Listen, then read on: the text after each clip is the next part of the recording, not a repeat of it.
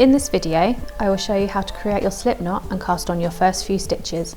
I'll be using 6.5mm knitting needles and a chunky wet yarn such as DMC Knitty 6. Using the tail end of yarn, wrap around your left hand, pull through to create a loop, slide this onto your needle and tighten. You have now created your first stitch, slip knot. The slip knot will always count as the first cast on stitch. There are several ways to cast on. The method I'm going to show you gives you a nice neat edge to your work. Starting by holding the needle with the slip knot in your left hand, insert the tip of the right hand needle through the slip knot so that the left needle is crossed over the right needle. Wrap the yarn around the right needle as I am doing here.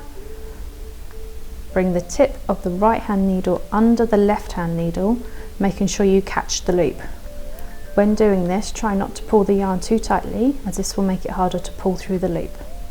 Slip the stitch you have just made from the right hand needle onto the left, and if needed, you can gently pull the yarn to tighten the last stitch.